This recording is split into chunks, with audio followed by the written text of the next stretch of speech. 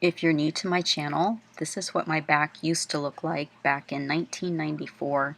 This was the day after the Nationals, and obviously I don't look like this anymore, but I just wanted to share this so you could see what I used to look like. Hi everybody, welcome to another video. I'm Clifta, and this is my back workout from April 10th. I'm starting off with lat pull downs and just going really light. I had something going on in my back, the upper right side. I don't know if I had a rib out or something, but I just wanted to start off really light. And you'll see during some of these sets where I'll hold it maybe a little bit longer at the bottom, and I really try to push up into that area that was hurting. And my sets got progressively heavier, so I started off with 20 pounds and then went up to 30 and then 40 for the last set. This first set with 20 pounds, I just wanted to go light and just go slow and really focused, and just to get blood in that area and get warmed up so I could go heavier on the next set. Plus, like I said, I was trying to work out that place that I had in my back that was bothering me.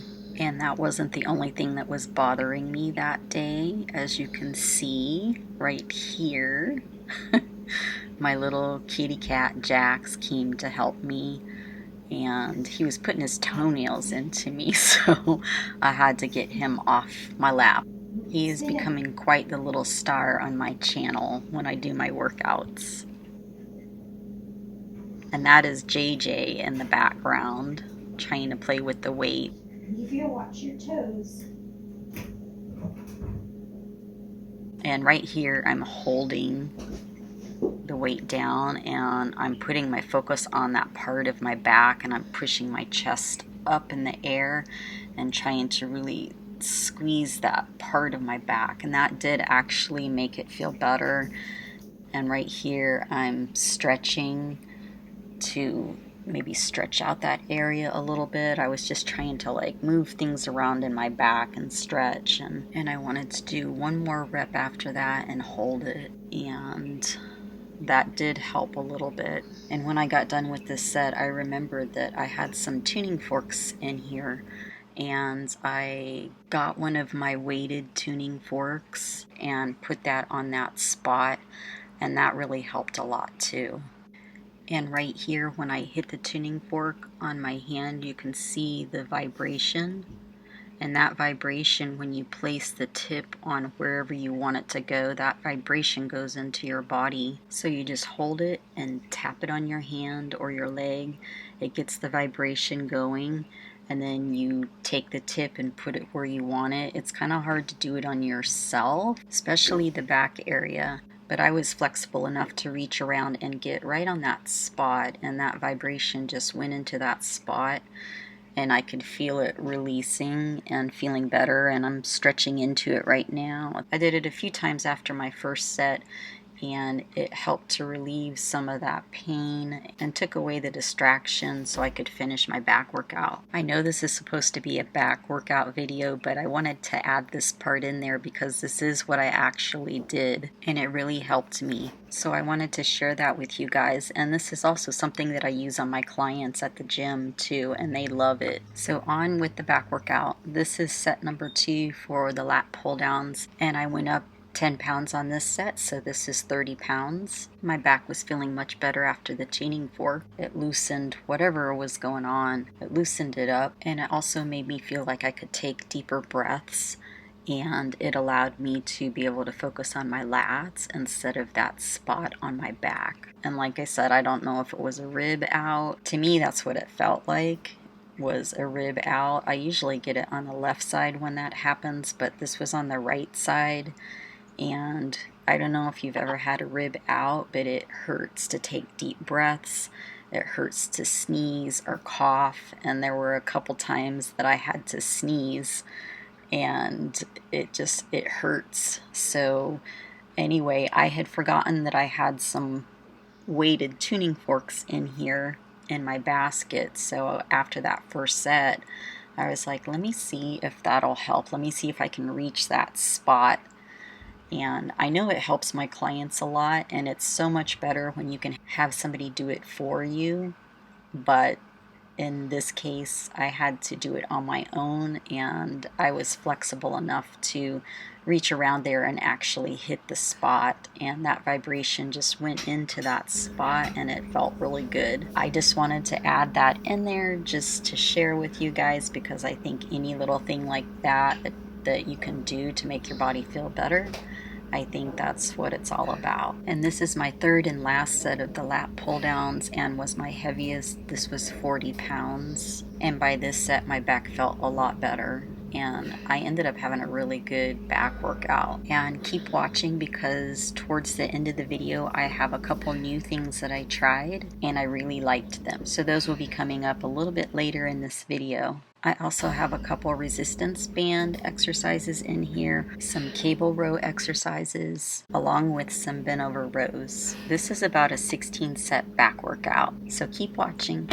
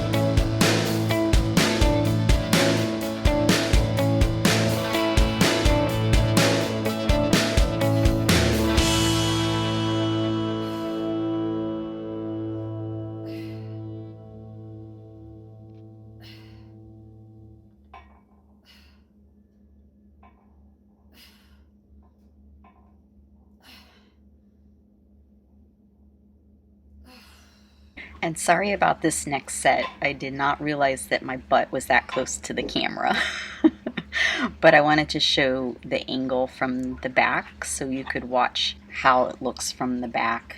These are the single arm dickersons, and right after these I go into the double arm dickersons. And I think the biggest tip for these is to keep that arm locked in place and don't let your arm bend at the elbow, because when you start to let it bend at the elbow, you start to feel your triceps, and you shouldn't feel your triceps. So when I'm pulling down, I have that arm locked in place like it's a lever. My elbow goes out as I come up. My upper body drops as I come up. That gives you a little bit more of a stretch in the lats. And then here's the double arm, same thing. Your arms are levers, and that arm is locked in place. And as I let my arms come up, my elbows stay out, my upper body drops, and then as I pull my arms down, I'm pulling my arms down as a lever locked in place, and I arch up to get that squeeze in my lats. And also, the more you arch up, the more you're going to get your lower back pulled in there too. And I think this is a really good exercise to teach you how to feel your lats and get in touch with your lats.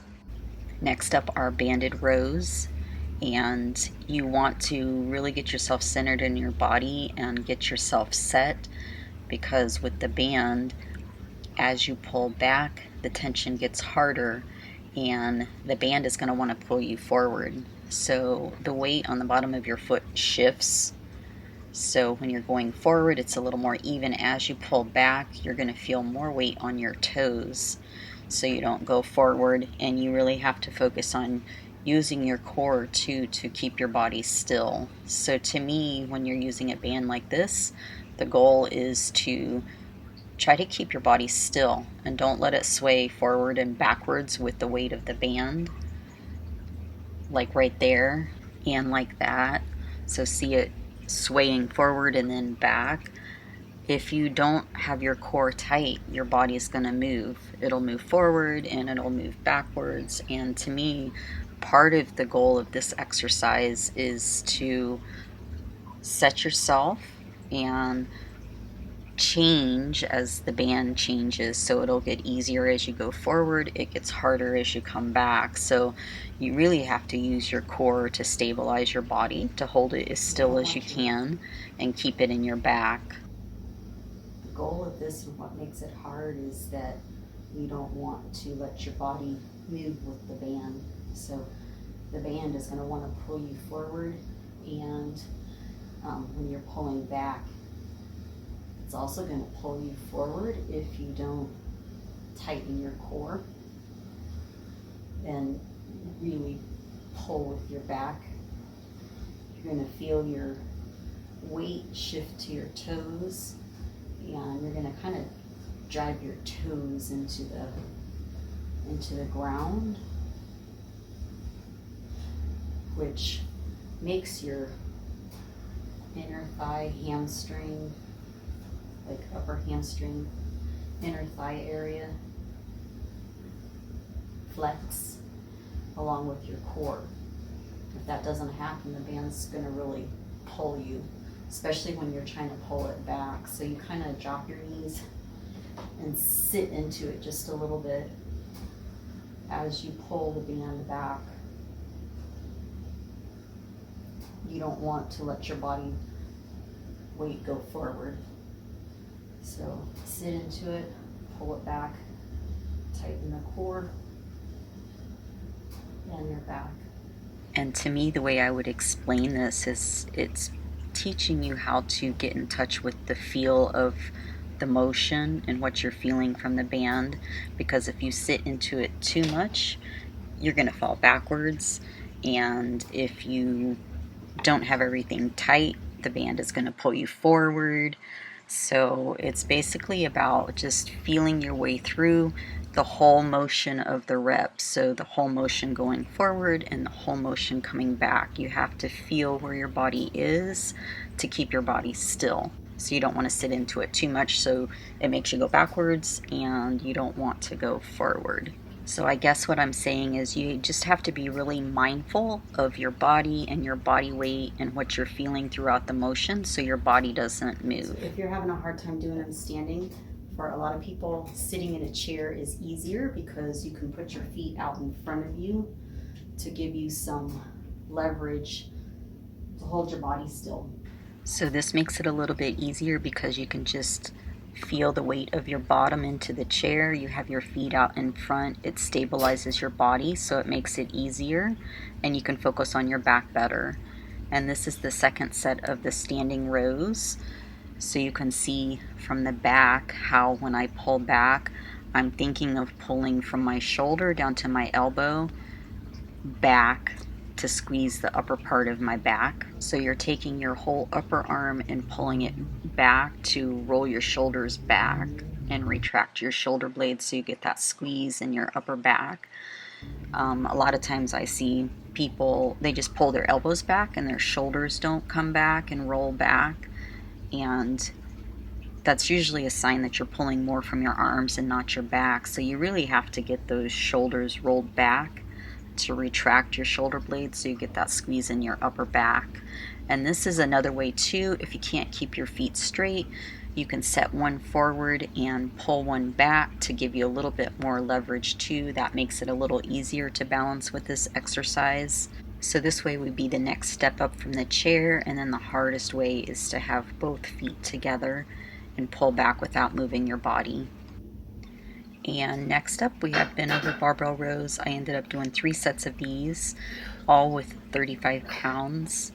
And I went ahead and put my belt on for these just to make sure my back was supported. And as I get more fit and my body gets more used to training again like this, I normally don't use a belt for these because I like for my back to get stronger from the inside and not have to rely on a belt unless I'm using a really heavy weight. But for right now, my back isn't up to par yet like it used to be, so I just want to play it safe and make sure I have some protection for my low back. And this was my second set, and I stayed with 35 pounds, but it was getting harder and harder for each set, so I only got 18 reps on this one.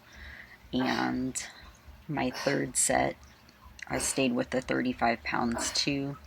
And although I didn't go up in weight for each set, I stayed with the 35 pounds for all 3 sets. My reps naturally just decreased because I was getting tired. For this day, I just didn't have the strength to try to go heavier on each set. I just wanted to keep the weight the same, but my back was getting more tired each set. So I did 20 reps on the first set, 18 on the second, and 15 on the third set. And I'm sure I probably could have gone heavier on each set, but I'm learning to reel myself back in and not get too carried away. And this is one of the new exercises that I was talking about that I tried. It's modified, at least this first part, and you'll see the second part. I think I did 10 reps this way and then 10 reps not rowing back. So I got this idea from the knees over toes guy, and I really like this one. I used to, in the old days, train my back and stretch forward more for seated rows because I think that really helps to make your lower back stronger. You just want to make sure that you stay arched up and you don't round from your lower back. You want to keep your lower back flat. And right here I'm still rowing, and I actually used a rope instead of a handle, like a V-grip handle. I used the rope, but I'm focusing on really stretching forward more than I did in the old days. But this is a combination of the knees over toes guy's version of seated good mornings, and then since I was doing back, I wanted to add a row at the top. But I did 10 reps this way with the row, really stretching forward like the knees over toes guy does for seated good mornings, to really focus on that stretch and stretch those inner thighs and focus on pulling up with your glutes and back. And this is where I got the idea from. This is what the knees over toes guy calls a seated good morning, and I saw him do this in a video with a really super good stretch, and it really gets your inner thighs, but you're supposed to try to go down as far as you can. And I saw that and wanted to try it, and because I was doing back the beginning part, I added the extra row part for the upper back and did 10 reps that way and then did 10 reps this way. And oh my gosh, it works so good, and you feel such a good stretch.